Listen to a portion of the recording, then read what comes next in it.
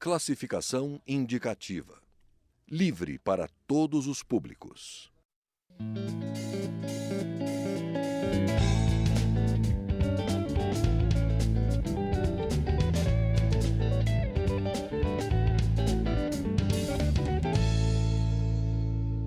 Olá!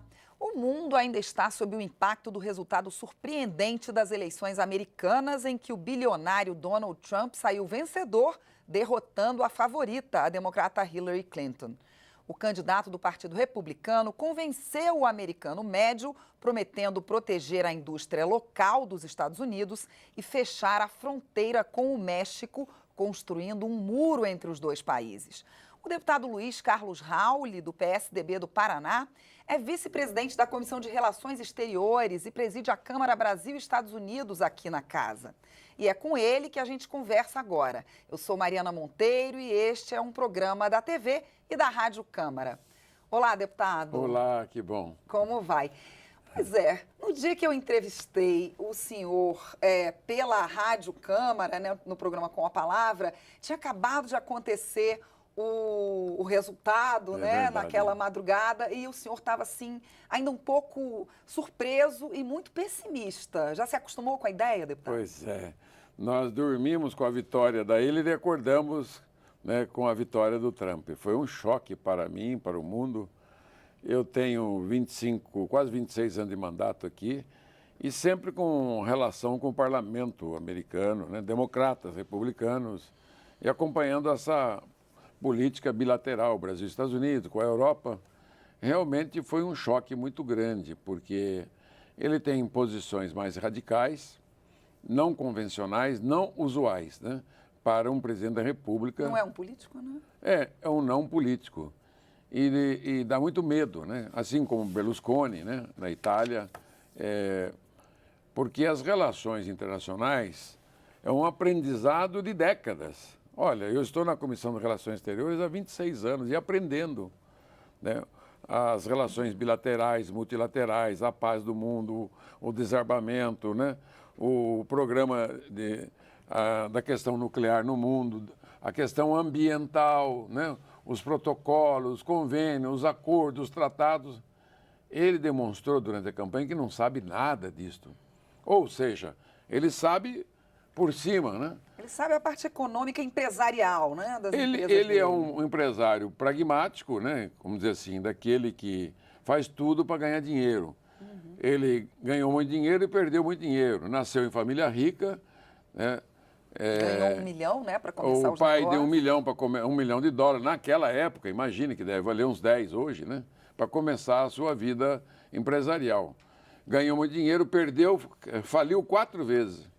Imagina se ele vem a falir a América. Imagina se... E a Hillary repetia isso sempre, né? Não adiantou muito. Porque, mas ela tem defeitos? Sim, claro, né? Tem uma série de defeitos também, né? Chamada de Hillary, né? Mas infinitamente menor, né? Mas você é infinitamente maior. Olha, foram os republicanos que declararam a guerra no Iraque. Foi o Bush, né? O George Bush, filho do ex-presidente Bush, um republicano, declarou guerra ao Iraque sem necessidade, que o Saddam Hussein era um aliado deles, transformaram ele num inimigo, demonizaram o Saddam, invadiram sem necessidade e quebraram, né, toda a estrutura que tinha no Oriente Médio. E a partir deles, né, todos os radicais se fortaleceram e até chegar o ISIS, né, ao Estado Islâmico, que são os radicais dos radicais, que entram, decapitam os cristãos, né? Invadem, destroem todo o patrimônio histórico da humanidade. Fazem a cruzada, né? Então é culpa de quem? Do ISIS?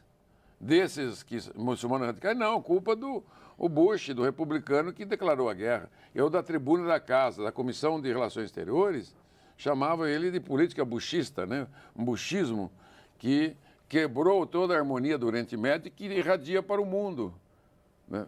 Então, realmente, é muito, muito preocupante. O Brasil tem, nos Estados Unidos, seu segundo maior parceiro econômico, mas em termos de exportação de manufaturados, produtos industrializados, é maior. Quais são os produtos brasileiros que mais vão sofrer, na sua opinião? Não chega a dizer sofrer, porque eu Até no meu Facebook, no meu Twitter, eu coloquei amenizando, dizendo assim, eu acredito na força, no poder das instituições americanas, que serão um contrafreio. Mesmo o parlamento, ele ganhou a eleição também majoritária, os republicanos no Senado, na Câmara e número de governadores. Ou seja, o que ele resolver vai passar, porque vai passar no Legislativo, né? Mas muitos republicanos, deputados, senadores eleitos, não apoiaram ele. Isso é verdade. Então, poderá... A maioria, né? Não apoiou. Então, poderá, né, ter momentos que ele... Quero declarar guerra com tal país, porque lá tem que passar primeiro no parlamento. Quando ele for declarar guerra, quando ele for fazer um distrato ou uma nova ação. Então, o parlamento é muito forte. Os estados são muito fortes. A Suprema Corte Judiciária é muito forte. As instituições privadas, de trabalhadores, de empresários, é muito forte. Nós vamos pôr a fé e a crença nesses outros setores, né?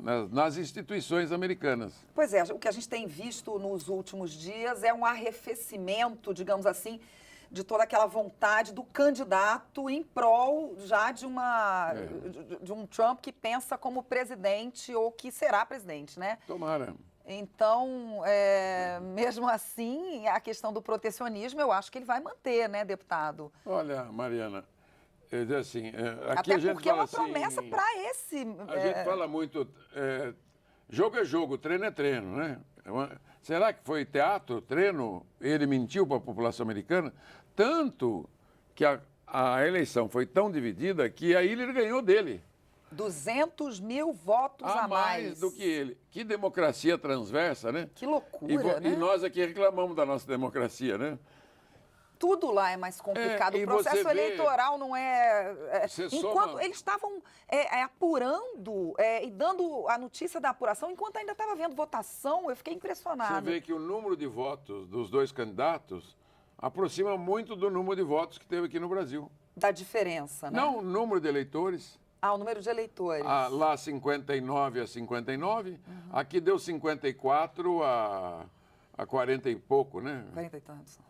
Você vê que eles têm 300 milhões de pessoas, nós temos 200 milhões. Eles têm 100 milhões a mais de pessoas. Não é obrigatório. Não é obrigatório. Então, um analista, o Carlos Alberto, mandou agora há pouco, se 1% dos eleitores americanos tivesse ido às urnas em alguns estados, ela teria ganho.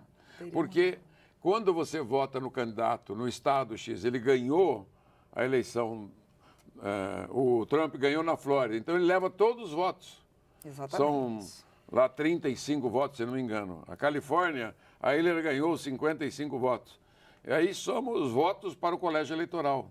Porque quem define é o colégio eleitoral, que foi eleito antes, né?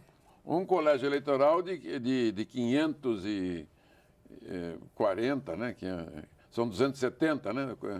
Então, realmente, é uma democracia. Só que ele tem coisas boas, o voto é distrital puro, o deputado federal estadual deles, ele casa com a população, é na alegria e na tristeza, não é essa miscelânea. São Paulo tem 70 deputados para 800 municípios.